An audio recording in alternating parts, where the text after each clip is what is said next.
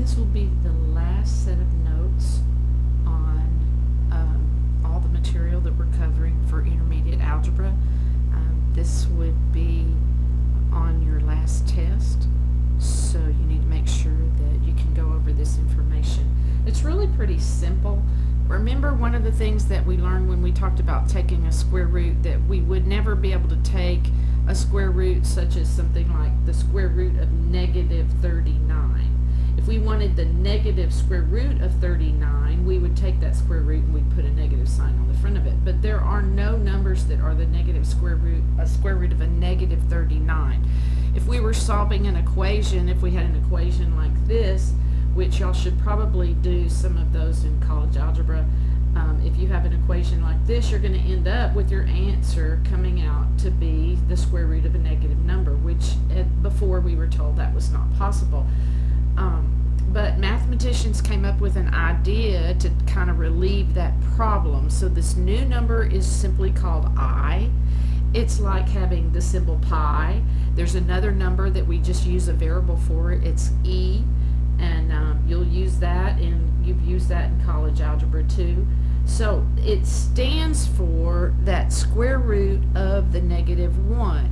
So we basically say I equals the square root of negative 1. It stands for imaginary, okay? So imaginary is a number that we make up to take the place of something else. So this I stands for imaginary. Now, here's the thing that you have to remember. We talked about this on the notes from the other day.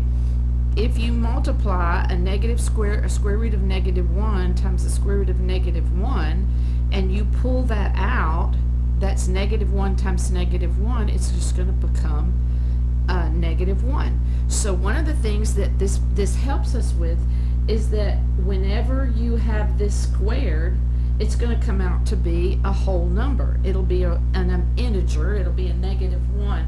But that helps us when we're simplifying things. So we'll see that in just a minute. But we have to remember that property. Negative 1 squared means we're going to write it twice. And when we multiply the exact same radical times itself, we simply pull out the number. So that number is going to help us. In other situations, the the number that letter stands for letter. So for example, pi. Pi represents a number that we round off to be 3.14. E represents a number that we round it off and it's 2.71. So these are just some numbers. I is one of those numbers. Now, you would think, well, why do they just make up another number that we don't really use? But we do use it. And interestingly enough, I is used in engineering situations where they're studying stresses on beams, or they're going to study resonance, like how does sound waves affect things. Complex numbers help us study the flow of fluid objects, how water runs around an object, such as water around a pipe. And interestingly enough, they're used in electric circuits, and they help transmit radio waves. So if it wasn't for that letter I and that number that it represents, we never might be able to talk on cell phones or listen to a radio. So it affects movement, for one thing. If we're talking about stresses on beams, that's how much something would push it. We study resonance, that has to do with sound waves. Here we talk about waves of how fluid runs around. So all of these have formulas that involve the formula for the number I. So we kind of have to know how to use it. All right, so here's the thing that we have. If we're asked to simplify a square root that has a negative under the radical, we're going to let the I take care of the negative. So basically, we take the 9, and then we multiply it by negative 1, and that's going to give us negative 9. So we break it apart, and we do the square root for the 9, and then we do the square root for the negative 1, but the square root for the negative 1 is back up here. We're just going to replace it with the letter I. So anytime we're taking a square root of a number that has a negative underneath, there's going to be an I in our answer. So all we need to do is take the square root of the 9, and then we're going to put an I next to it. So we're going to multiply it times the square root of this, which is simply an I. Okay, now make sure you realize this.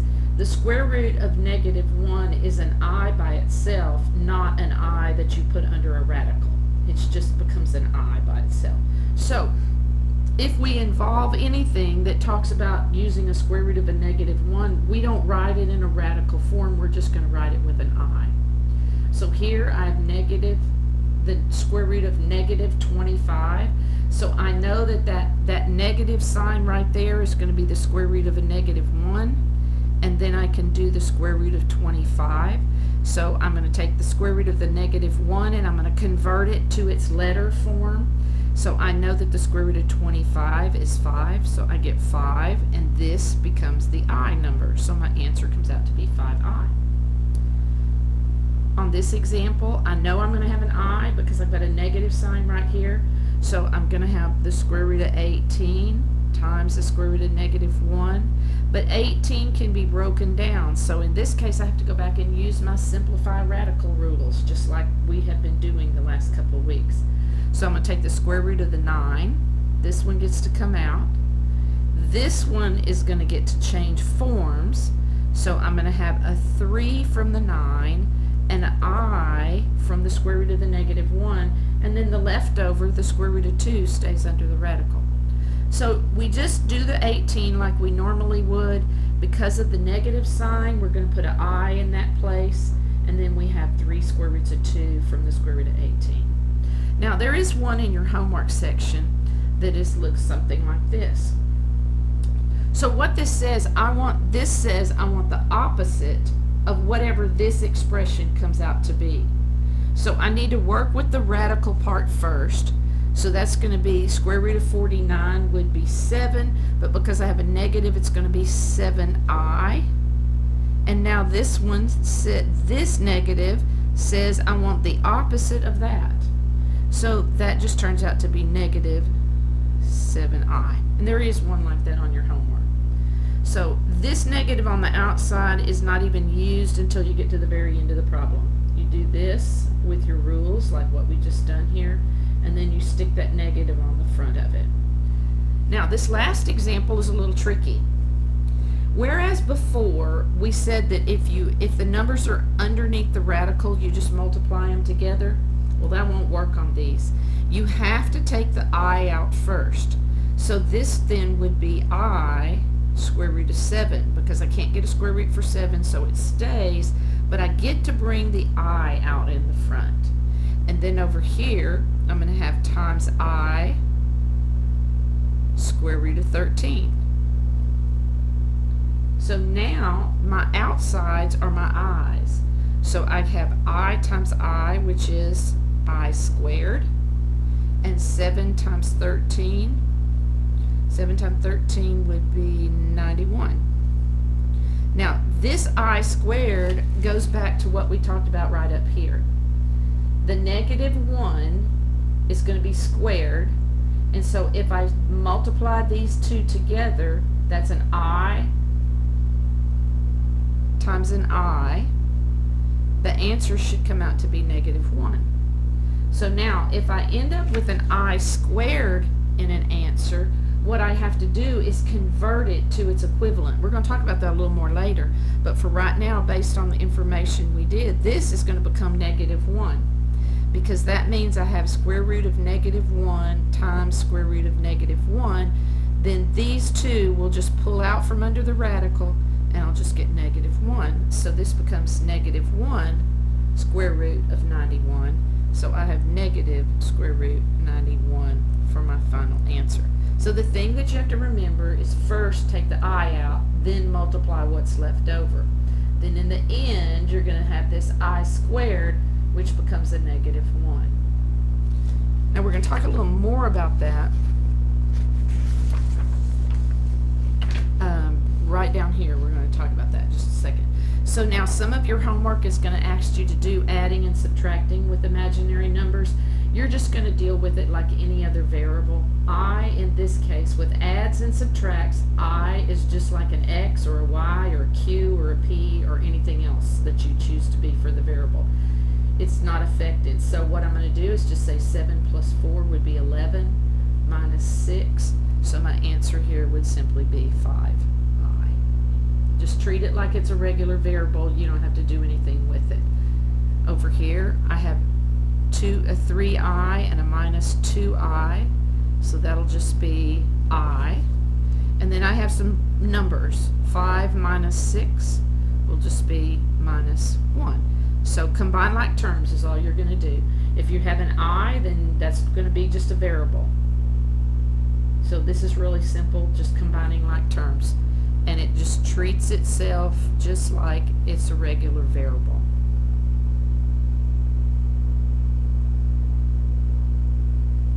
Alright, now, when you're multiplying or dividing, but mostly it's going to be multiplying of what you're concerned with on this assignment.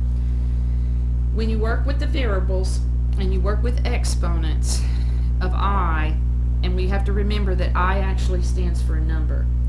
So basically you can go back and substitute some value in. So if we're just saying I to the first power, we're only going to write an I. We're not going to worry about writing it in radical form. So you won't ever write it as this form necessarily. Now, so if I have I to the first, it's going to be I. But I to the second is going to pull out. So this would be square root of negative 1 times square root of negative 1, which means I'm just going to pull my negative 1 out. So my answer would be negative 1. So I squared will always equal to negative 1. Now here's where we convert. We just can keep going. I to the third would be an I squared, then with an extra I. So we can convert the I squared part to its negative 1 form, and then I would have a negative 1 times I, which is going to become negative I. So this would be here. So I to the first is just an I squared is going to transform itself to a negative 1. I to the third will simplify out to be a negative I, because the I squared takes a negative 1 and then the I stands by itself, so it becomes negative I. But look here at I to the fourth. I to the fourth would be an I squared times another I squared, because 2 plus 2 would make the 4. Well, I squared would be negative 1, and another I squared would be negative 1, and negative 1 times negative 1 is 1. So this little box right here becomes a cycle. If we go to I to the fifth would start right back here at the top again, because I to the fifth would be an I to the fourth times an extra I. I to the fourth is simply 1. 1 times I would simplify out to be I again. I to the sixth is going to end up being right here. I to the seventh will be right here. I to the eighth will be right here. So we basically have a cycle. It happens in pairs, in fours. It's a 4-thing cycle that it works. So sometimes you're asked to calculate the power, and it's going to be a big number, like here, I to the 99th. Okay, well, we would certainly not want to have to count that through 99 times. So knowing that there's a cycle of 4 where it goes around and around and around, it's like Wheel of Fortune. It goes around and around and around, and then it stops at some point. So if we have a high power here, what we do, we're going to divide it by 4, because that will tell us how many times it would go through this cycle. So if it was I to the fourth, it would go 1 time. If it was I to the eighth, it would go twice. I to the 12th would have gone 3 times through it, and I to the 16th would have gone 4 times through it. So it by looking at your exponent, you can divide it by 4, and that'll tell you how many times it would go through the cycle. But 99 divided by 4 is 24, but there's a remainder. It has a 3 left over when you divide it. So 24 times through, but then it's going to come back around and it'll go click, click, click. That'll be the third time it'll go past the whole number to 3 extra spots if you were thinking about it going around on a wheel. So basically what we can do is we can just forget about the 24 times that it went around. We just want to see where does it end. So to figure this out in an I expression, you're going to divide the power by 4. Just use long division, okay? You're going to throw away the answer that you get, and you're only going to look at the remainder, because the remainder is going to tell you which of these places that it's going to land on. So if your remainder comes out to be 1, then your answer will be I. If your remainder comes out to be 2, your answer will be -1. If your remainder comes out to be a 3, it'll be a -I, and you won't get a remainder of 4 because that would have meant it would have gone back in there another time. So basically I to the 4th would be the same as getting I to the 0 power. Because we learned back with exponents, any number to the 0 power equals 1. So then you're going to refer to the chart, and you're going to write the answer as remainder. So if I have I to the 17th, okay, I'm going to take the 17, I'm going to divide it by 4. It goes 4 times, that's 16. I have a remainder of 1. So if my I has a remainder of 1, I go and look at my chart, I to the 1st is going to end up just being an I. So I to the 17th would be the same spot on the little dial. If we think of this as a dial, it would be the same spot as I would have ended up. So here, 128, if I divide 128 by 4, that's 3, and 4 into 8, 32, so it goes 8, so I have a remainder of 0. So my remainder of 0 is going to be the same as an I to the 4th, so my answer here would be 1. Here I have 30, so I'm going to do 30, I'm going to divide it by 4. 4 goes into 37 times, that's 28, with a remainder of 2. So my remainder, go back to my chart, I to the 2nd, my answer would end up being -1. So look at your remainder, and that'll tell you where in the chart that your answer will end up, because it just cycles through every time. Now, you're only going to have this happen when you're multiplying. Y'all aren't going to have it in anything with division. So any exponent that's greater than 1, you must simplify it using these rules up here. Okay, so here's an example. I'm going to multiply 3i times 4i. So 3 times 4 would just be 12. I times I is I squared. So with an I squared, it's bigger than a power of 1. I have to go back to my little chart. So I'm going to go up to my chart up here. I squared is a -1. So this is going to convert to its equivalent. So I basically am going to have 12 times -1 equals -12.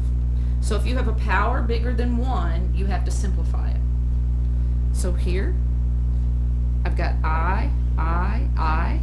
So I have 3 i's, so I'm going to have -6i to the 3rd. So now I'm going to look up my I to the 3rd in my chart up here. My chart says I to the 3rd is a -I.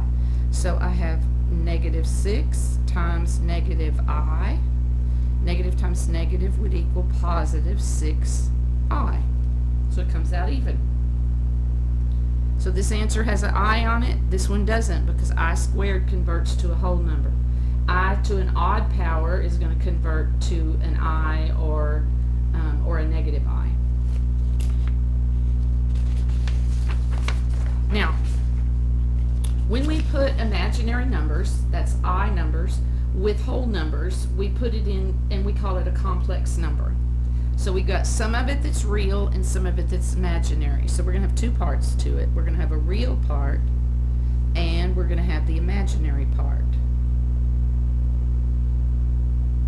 Okay, real and imaginary. Now the standard form, the way you should write a complex number is you should write the real number part first and then write the imaginary part number behind it. So the real part comes first, and then the number with the imaginary is always going to have an I with it. Now, when you combine complex numbers, sometimes they're going to be written in parentheses form so they look like a binomial. If there's a plus, you simply combine like terms. So I'm going to have 2 plus 1, which would be 3, and 3i minus 6i, which would be negative 3i. Now, my real number part's in front, and my imaginary number part is in back, and that would be considered to be standard form for a complex number. Now, over here, it says I'm going to subtract it. So what I have to do first is distribute that negative sign. Then I can come back and combine like terms just like I did over here. So my first term stays the same, but the second one is going to become plus 4 and plus I. Now that's 1i. So I have 5 plus 4 would be 9. Negative 2 and a positive 1 would be negative I. And this would be my final answer. Now when you multiply, okay, here our I powers don't change. They stay I's. But here when we multiply, and the powers of I can sometimes change. So this one, I'm just going to distribute the 5 to both numbers. So this would simply be 35i minus 5 times 9 would be 45. But when I multiply here, I'm going to be multiplying an I to another I. So 2 times 5, this will be negative 10i squared, because now I have two factors of I, and then negative 6i. Now the I squared has to be changed to its converted form. So I'm going to have a negative 10 times a negative 1 minus 6i. This second one doesn't have a squared on it. Only this one changes. So now I have negative 10 times negative 1. That's going to be positive 10 and minus 6i. Now, when we multiply this, these are binomials, so you'd have to use FOIL. Anything that has an I squared would have to be simplified at the end. If you just came out with x squared when you FOILed, you did never do anything to it. But now, I squared actually has a number value to it. So I'm going to FOIL it, and I will have 6. My outer will be plus 8i. The inner would be minus 3i. And the last would be negative 1 times positive 4, so negative 4. I times I makes I squared. So in the middle, I can combine my like terms. So I've got 6 plus 5i. Now here my I squared is going to be a negative 1. So negative 1 times negative 4 is going to change that to a positive. So basically this I squared is going to change the sign on the number that it's being multiplied by, because the negative 1 just changes the sign. Now you can come back and add your 6 and your 4, and you end up with 10 plus 5i. Now there are some problems on your homework that look like these next ones, and it says solving equations using complex numbers. Well, it looks really confusing when you look at it, but what they're needing you to do is find an answer for the x and an answer for the y. So if we look at the problem the way it's set up, this represents a real number and this represents a real number. So if there's balance in the problem, the real numbers have to equal each other. So set the real numbers together and make an equation. 34 equals 2x. Solve that. Divide by 2. So 17 is going to be the number for the x part. Now you take the imaginary numbers. Now how do we know they're imaginaries? They're the ones that have the i's on them. Don't use the i's. Just use the variable and the coefficient. So now I'm going to say negative y equals negative 8. Okay, I'm going to use the imaginary part. I know it's imaginary because it has an I. I don't need to put the I in the problem. Then you're just going to divide by -1, so y equals 8. Guess what? There's x, there's y. That's all they're asking you to do. Okay, so over here, this is your real number, this is your real number. So make your equation using the real numbers. So I have 3x plus 2 equals -4.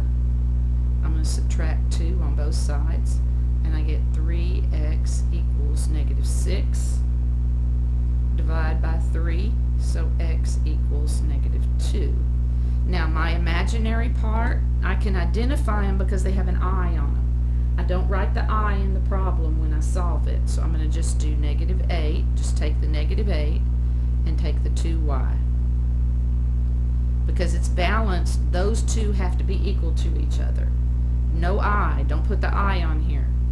Divide by 2, so -4 equals y, and there's your x and your y value for that one. They're really easy, you just have to understand how to set them up and do them. Now, here is a video, an additional video link for this. It's should be also in your My Math Lab homework, where there's a bunch of links to videos, so you could use that also. So I hope this helps, and those of you that have not been in class, you probably, I think you can probably catch it with this. This will